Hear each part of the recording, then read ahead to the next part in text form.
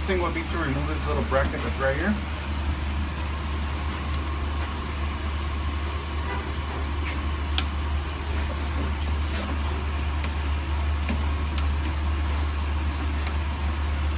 This can get kind of tricky too. So what you do is you pull the little, it has like a little bracket that's holding it in there. It's this, right here. That's what's holding the relay in place. So you would remove it. All you have to do is just pull it out. That's it. Oh, okay.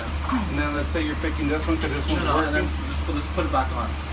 You want me to put the same one back on? Yeah, put the same one back on. Okay. Just push it in. Just push it in, that's it. And you can't put it down backwards because if you check, it has 3 and then 2 on the side. Okay. So that really, there's no way you can put it on backwards. Okay. There's only one way of going. Only one way you're putting it in. Okay.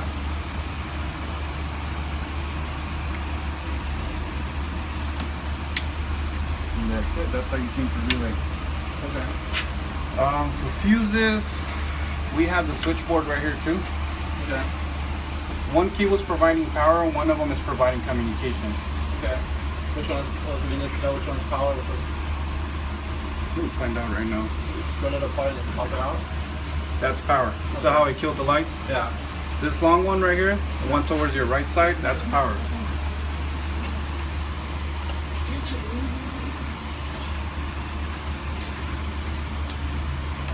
You have a reset switch here. This switch, if your TMJ if it starts acting weird or it starts, hold it down for how long? Hold it down for 10 seconds. 2, 3, 4, and then resets everything. Okay. What else?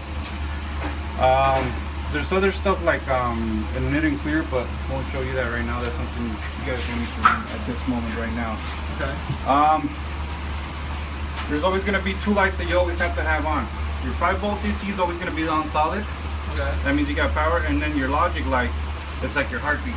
Okay. If that light is not turning on, you're not getting any signal. Okay. Whenever you guys go, if your conveyor's on, you're gonna get a clock light. Clock light means a pulse. Okay. That's how we measure how long the equipment's gonna stay on in the tunnel. Okay. If your conveyor's turned on, but you're not getting any pulse, you need to check your pulse switch. Okay. We'll go and see where the pulse switch is at in the tunnel later on. You got your gate light. Your gate light's gonna measure anytime something breaks the photo eyes. Car enters and it breaks the photo eyes. That's what triggers a wash to go to start. Okay. If somebody goes and blocks the photo eyes with his hands and this light does not turn on, it either means A, one of the wires might be severed off, you're not getting proper communication, or B, you're not getting right voltage. Okay. Your tire light is gonna be, if you guys have a mat on the floor, anytime a tire, if you're applying chemical to a tire, it's gonna be measured through that mat. Anytime it detects that something goes over that mat, it's gonna turn on the light, it's gonna measure it, and that will let you know that's the first tire. Then the second pair of tires, they're gonna go over it, and that's gonna measure the second tire. So if you got like something that only applies chemical to the tires, that's what it's gonna be triggered by, your tire light. Okay. Your panic light. Panic light should always be off.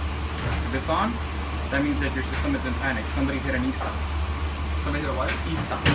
An e-stop is, let's say you got a car going through the tunnel, and something happens with one of the pieces of the equipment. Let's say the wrap is going backwards or a different way, or it stops, and you don't want to let that car go through. You go and you hit that red button so that the whole tunnel stops. What red button? It's gonna be inside your tunnel. Oh, okay. You see where you have next to the keypad? Oh, you have those 3 buttons. the start and stop. Okay. The red one's your stop sign. Okay, so that's the panic button. That's your panic button. And then when I push green, then it'll go away? Yes. Anytime you hit that, let's say you tell me, hey, my tunnel just stopped. First thing would be to come and check the lights. Okay. You want to make sure that all your e-stops, if you got a different, let's say 4 or 5 e-stops, you want to make sure that all those are pulled out. Okay. Because if one of those is pushed in, you could be hitting the roller up button. You can be trying to start the conveyor all day long. It's never going to turn on. Okay. Okay.